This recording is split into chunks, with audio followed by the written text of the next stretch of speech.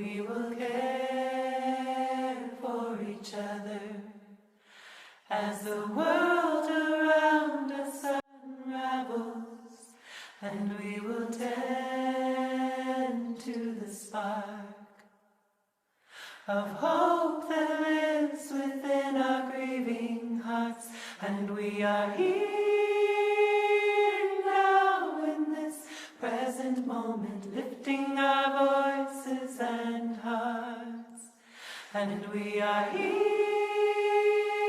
now, we have come together, we are tending the spark of hope.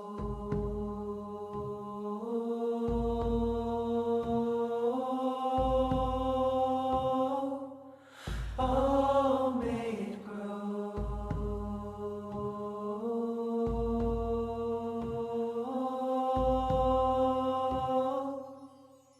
And we are here now, we have come together, we are tending the spark of hope.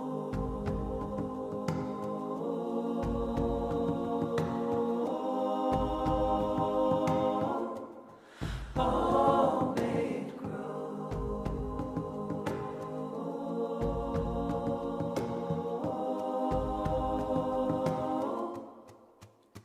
And we are here now, we have come together, we are tending the spark of hope.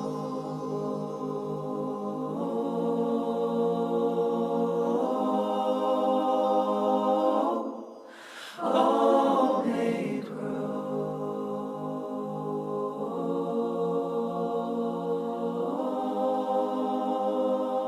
Loss is loss. Grief is grief. And your grief is my grief. Your pain is my pain because we are not separate. But what I also know is that Spirit, the infinite love of the infinite, is right here in the midst of it all. I know that pain doesn't always feel like a blessing. But my fundamental belief is that the universe is always for us, never against us, which means that there's always a gift. Sometimes in my deepest sadness, I've found the greatest beauty. I'd like to share a reading with you from Mark Nepo. And it starts with a quote by Jean Knudsen. I've never felt a pain that didn't bear a blessing. And then Mark goes on to say, I know this to be true. From broken marriages to losing a rib to cancer to being laid off after 18 years of teaching, there's always been a gift waiting once the ache and fear and grief have settled. To be clear, it is not the disease or injustice that is a blessing. Though I am grateful for how my life has forever changed for experiencing cancer, I would not wish cancer on anyone.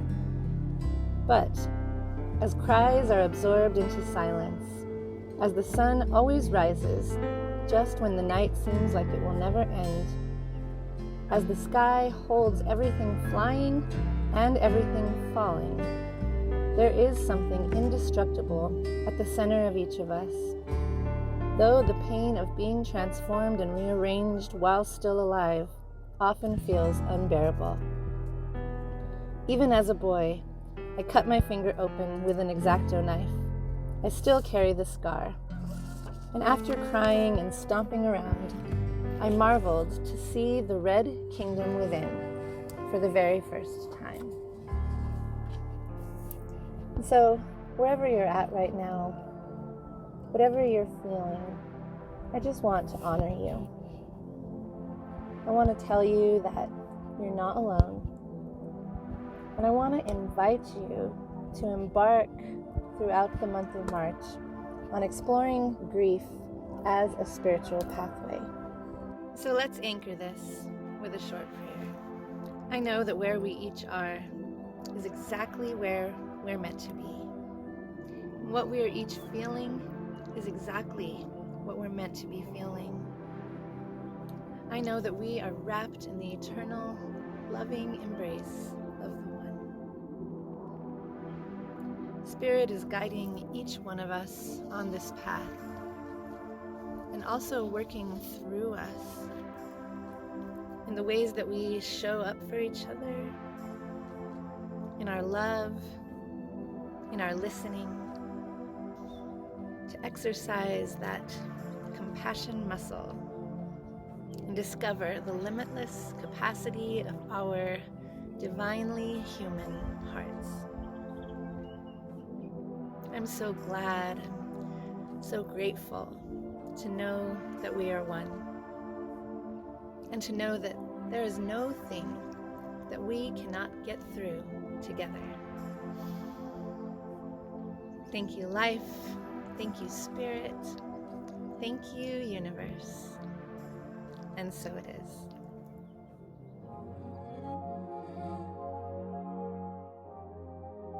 Hello, and welcome to Spirit Talks with very special guests. And today we're blessed to have our beloved Kenneth Winfrey with us, who will be talking with us about grief and as it relates to spirit. As you know, the month of March is the month where we explore the spirit of grief. And Kenneth, whose background is exceptionally comprehensive around all things both psychological and spiritual, is going to shepherd us through a deeper exploration of the nature of spirit and grief. Thank you, first of all, for being able to share space today with everyone. The first stage of grief is denial. We've all said to ourselves, this isn't happening. When we see some unintended change occur, denial, it comes to us as regret. It shows up as that coulda, shoulda, woulda. And it keeps us out of paying attention to what really is and the potential for who I am right now. It's like turning down an RSVP from spirit, right? And it's sort of our way of saying, thanks God, but I have other plans, But for millions of years, the universe has been headed the way it is. And it's been headed this way with you in it. But yet we use our free will to kind of say no, and we don't even say thank you. So when I deny that experience of feeling who I am, I'm sort of robbing myself of knowledge of who I am. That phrase, know thyself, was inscribed on Kemetic and Egyptian temples in the ancient world for a reason. It was an invitation for us to embrace the gift of self. In that experience of denial, I can look for that invitation into a deeper knowledge of me. We should maybe think about denial from a spiritual context as being analogous to spiritual bypass. And with spiritual bypass, what do we know is the spiritual principle to undo that false belief?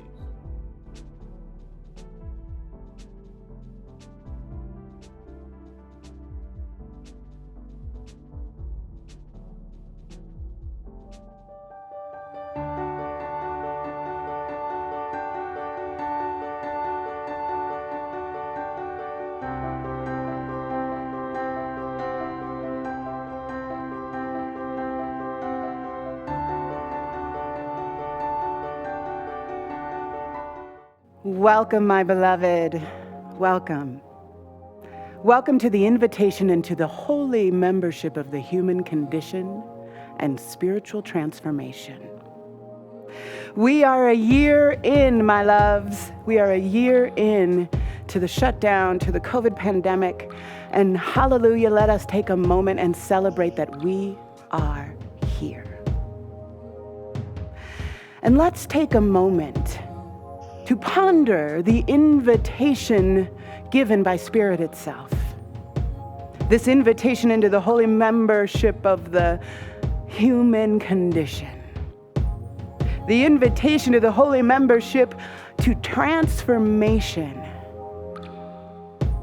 And let's take a moment together to consider whether or not we've accepted life's invitation, Spirit's invitation.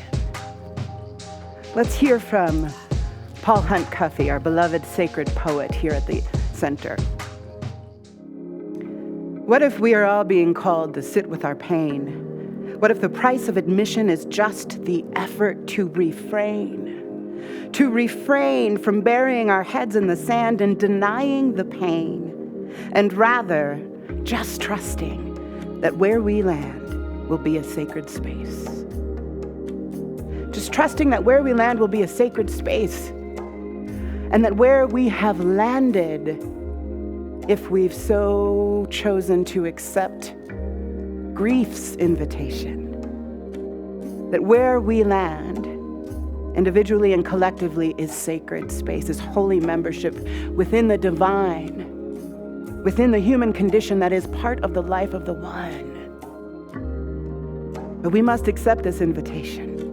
Mirabai Starr says in her book, Wild Mercy, if someone were to tell you that your losses were your passage to a voyage across the sea of samsara, the suffering of illusion, to the land of nirvana, the bliss of awakening, you would not believe them. And here's the thing. That is what grief invites us into, if we accept the invitation. But in the pain, or the avoidance of that pain and the denial of that pain, we often decide not to accept the invitation. And yet, as Mirabai Starr points at, it could be the very way across the ocean of illusion. It could be the very pathway to deeper communion if we let it. And we must allow all of life and all the ways it shows up to carry us deeper, further, bigger, closer in communion with what is true, with what matters. And what I know about this last year is no one has escaped loss.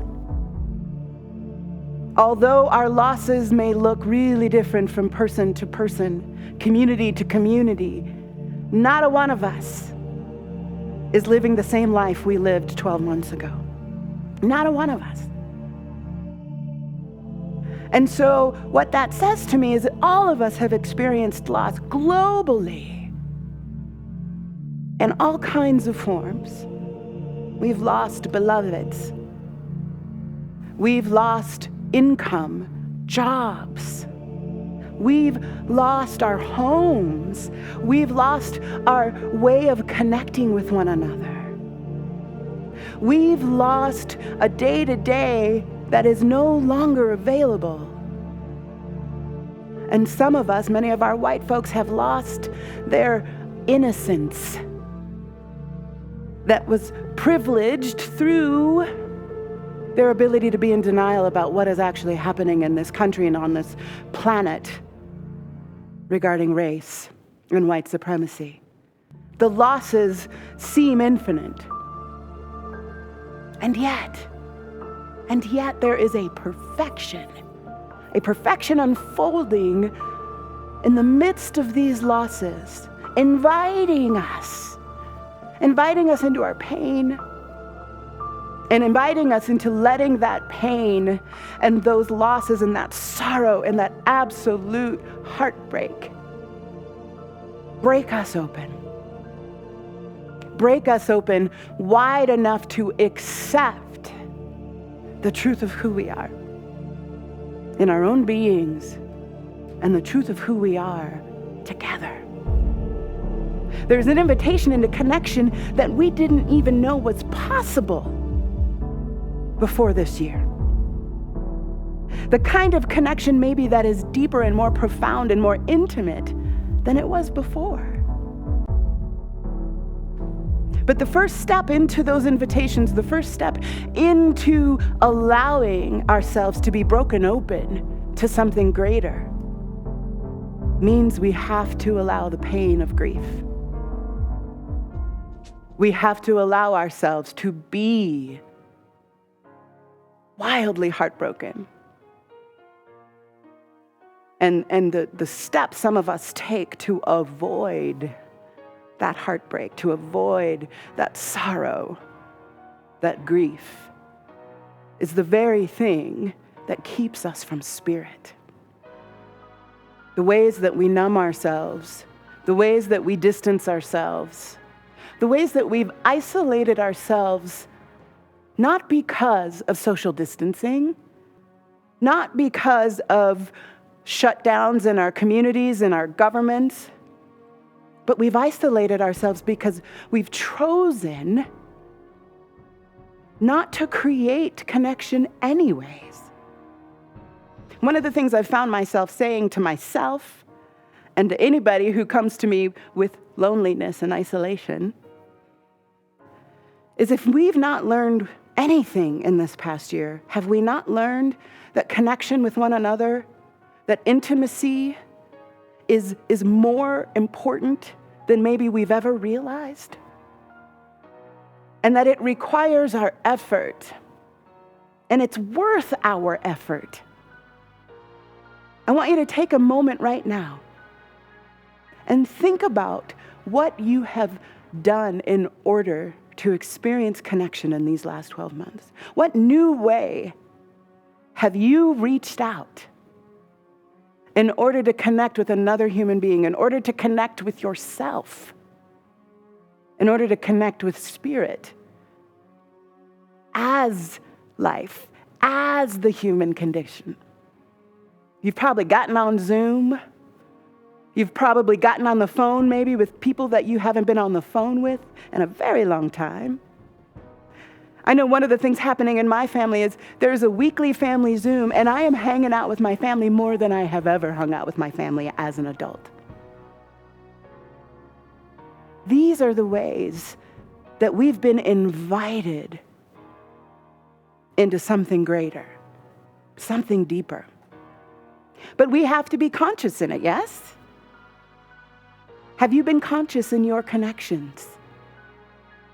Have you allowed yourself to be so bummed out by what you lost and how easy it used to be in connection? You could just walk out the door. And when that option was taken away, what have you done to process that loss?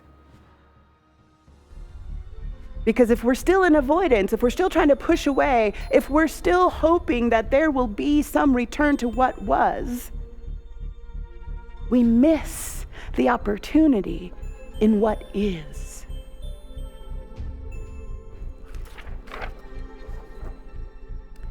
Mirabai Starr says in Wild Mercy, and I cannot agree with her more, that grief and loss are evidence of our holy membership in the human condition and an invitation to spiritual transformation. That is what we've been invited into this last year.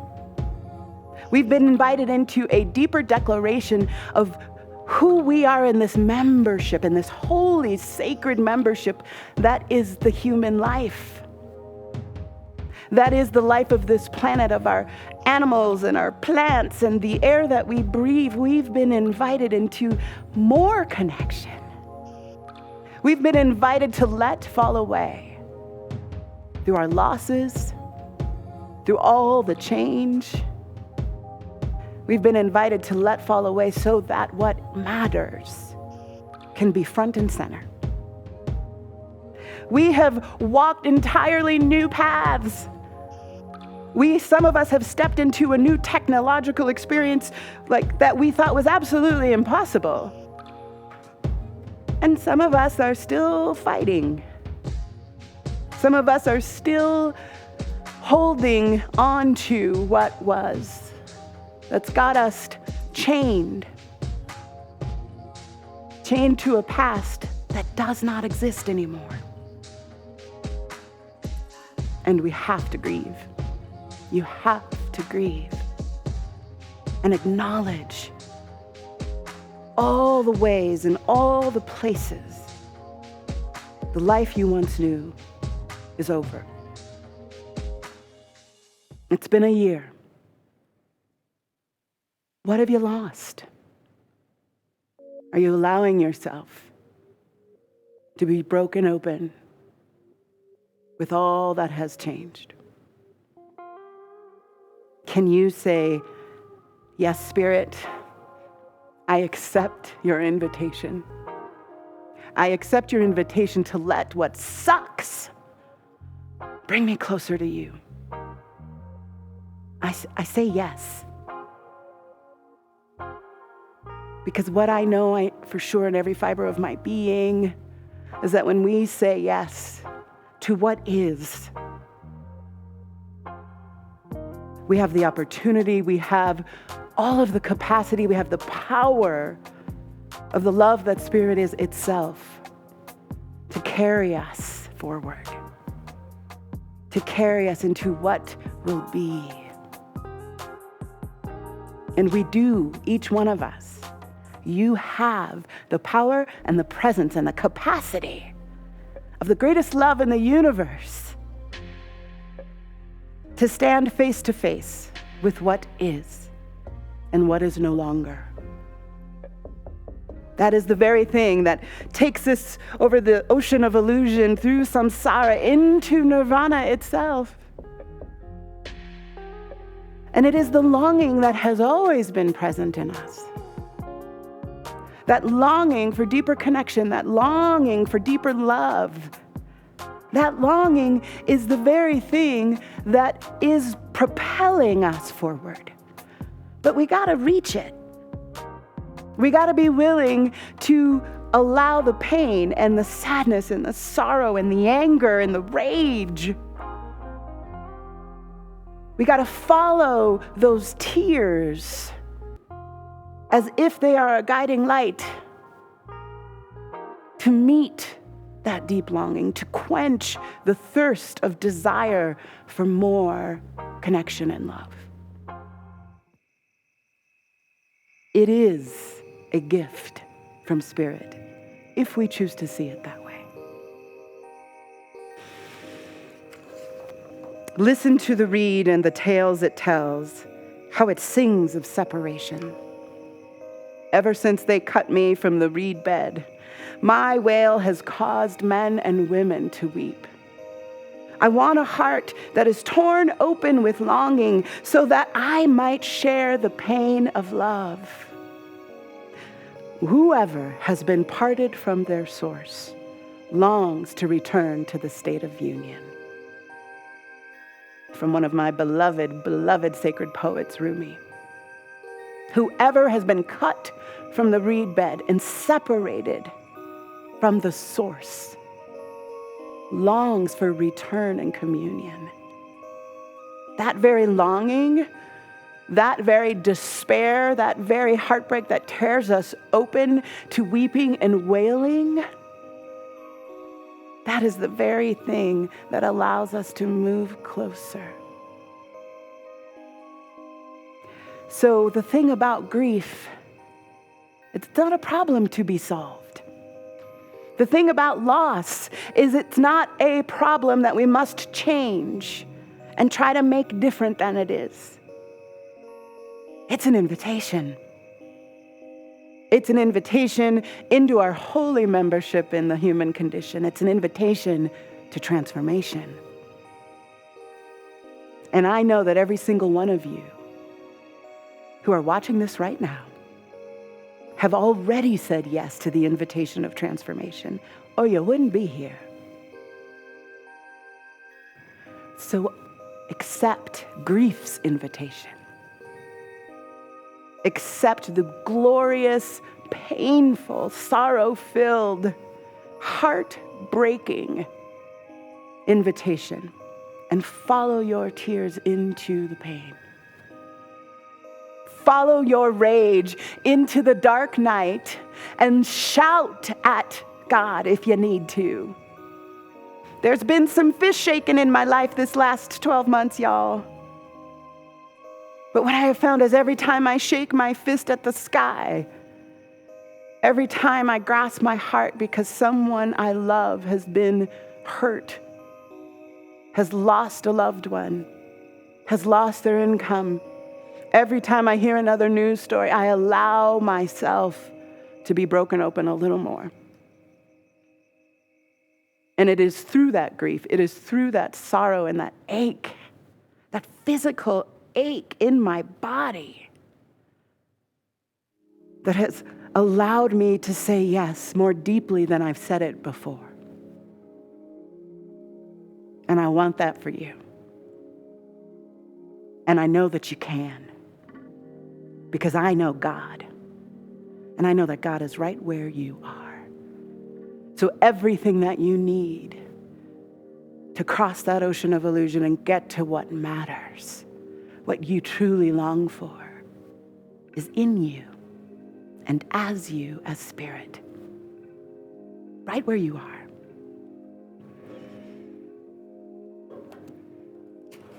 Nearby says, when the small green shoots of compassion muscle their way up and out of the charred earth and begin to spread and bud and flower and propagate themselves, you will eat because you will be hungry.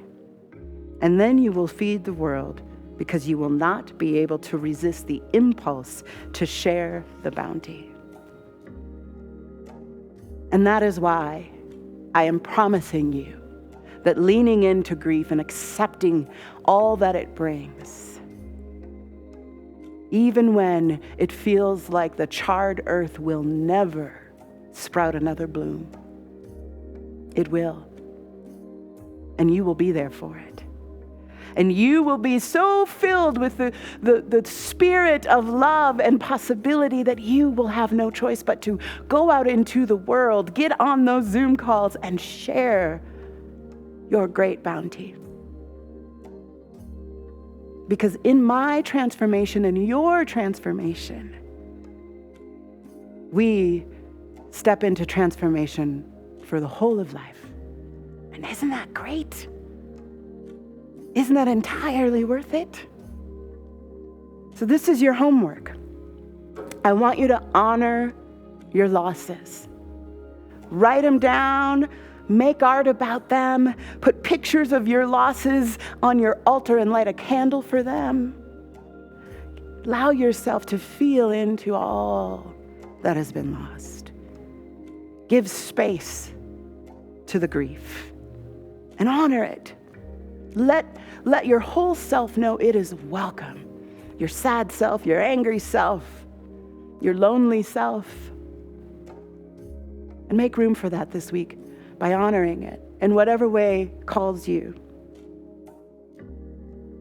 And I'm so excited to leave you with a closing prayer today, a prayer poem called This Can't Be True by Paul Hunt Cuffey and the Spirit Speaks team.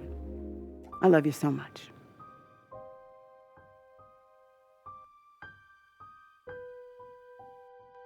Lost in loss.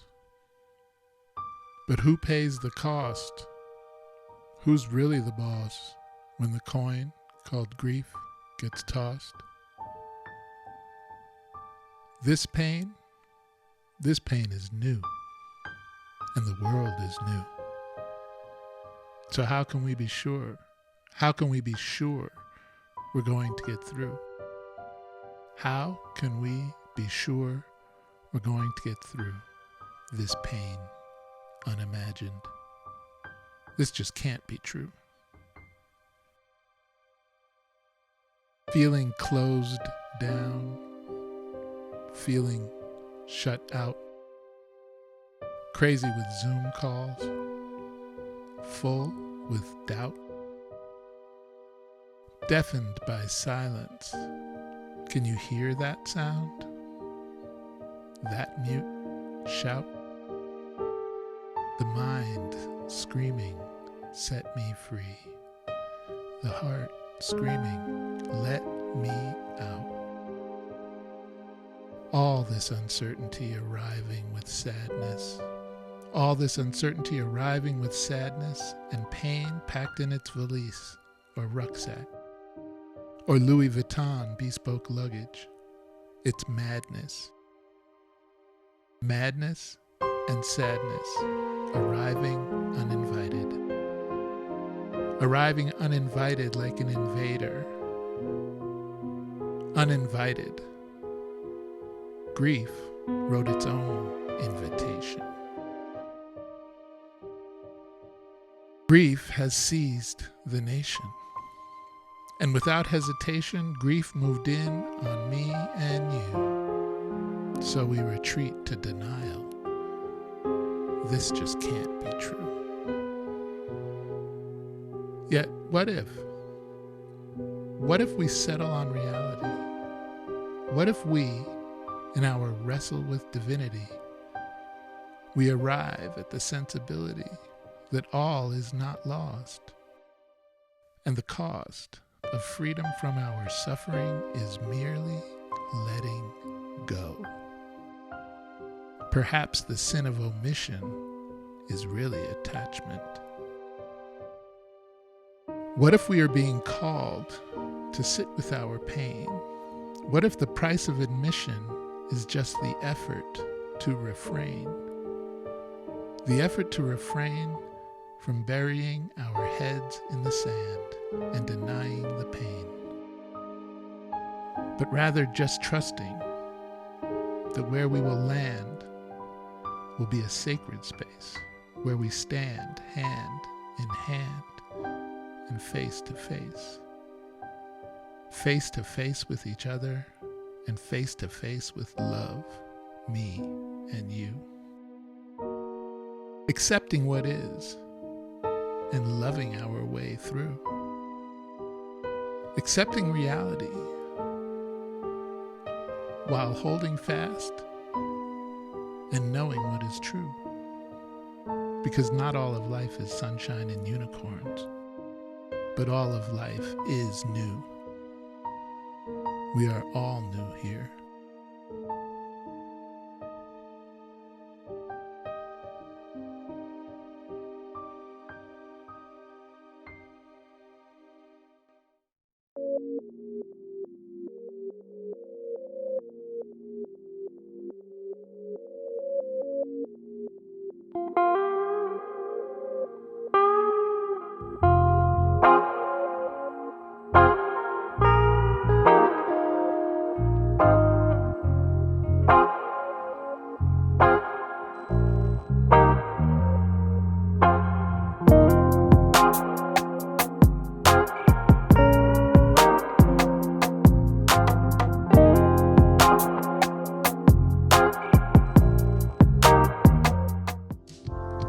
Welcome to Spirit Central, a podcast brought to you by the Albuquerque Center for Spiritual Living. We are love in action, transforming lives, transforming communities.